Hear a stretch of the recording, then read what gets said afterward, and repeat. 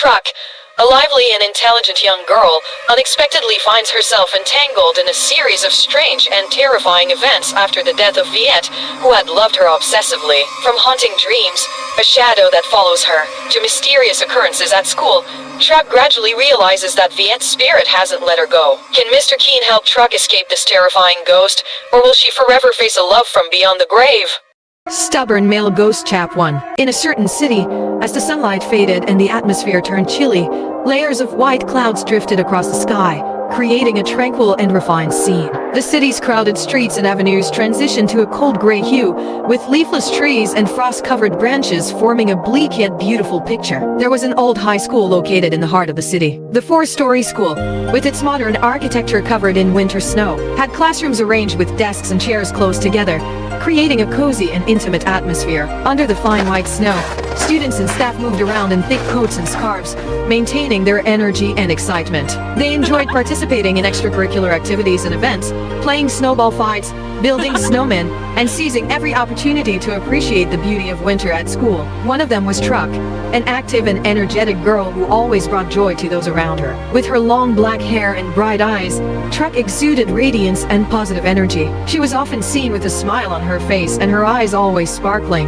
Truc was not only lively but also an excellent student, always striving in her studies and eager to learn new things. Her dynamism and creativity were evident not just in her academics, but also in her participation in extracurricular activities and organizing school events. As a result, Truc was admired by many boys at school, including Viet. One day, when Truc entered the classroom and placed her bag on her desk, she noticed her desk drawer filled with small handwritten letters, all bearing Viet's name. She was surprised, mixed with worry and confusion, as she had recently turned down his confession. Truc felt uncomfortable with Viet's excessive attention, feeling pressured and uneasy about the relationship. While she appreciated Viet's enthusiasm and care, she did not feel a connection with him. Truc had repeatedly declined Viet's invitations to go out and tried to maintain a distance from him. She explained that they were just friends and she was not ready to take things further. Despite Viet's persistent declarations of affection, she remained firm in her decision. Every rejection from Truc left Viet disappointed and sad, but he did not give up, continuing to pursue her with the hope that one day she would reciprocate his feelings and agree to be his girlfriend. That afternoon,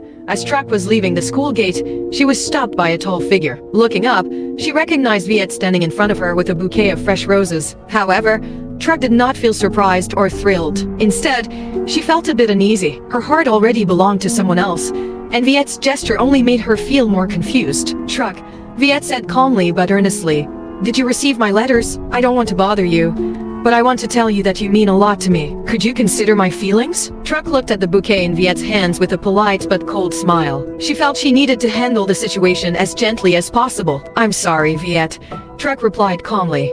"As I've said before, I really don't have feelings for you. Thank you for your affection." Although Truc declined politely and clearly, Viet did not give up. He continued to pursue her, persistently and tirelessly. Every day, Viet found ways to meet Truc, sending sweet messages and expressing his feelings tenderly. He tried to make Truc feel his passionate and sincere love. However, despite Viet's patience and determination, Truc remained unchanged in her decision. She steadfastly kept her distance and did not open her heart to him. One snowy day, with the roads covered in white and the wind blowing cold gusts, Viet, still determined in his pursuit of Truc, decided to follow the bus she was on to school. He hurriedly rode his motorbike at high speed, unaware of the impending danger. In a moment of distraction, Viet failed to avoid a collision with another vehicle. The impact threw him off balance, causing him to crash onto the road. The scene unfolded in an instant, leaving Truc and onlookers horrified. Before anyone could react, everything happened too quickly, and Truc could only call for an ambulance. Lying on the road,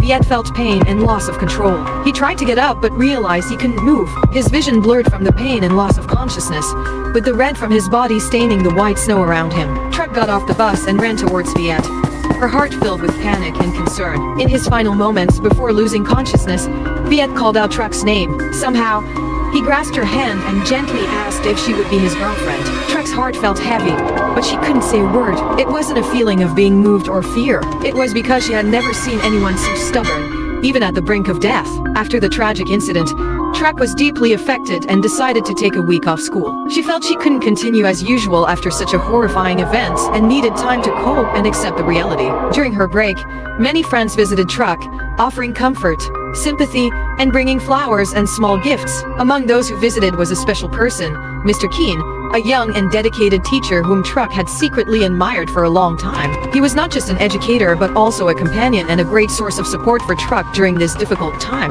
Mr. Kien, with his sensitive and empathetic soul, always listened and understood what Truc was going through, staying by her side to share and support. He was not just a teacher but also a close friend whom Truc could trust and confide in.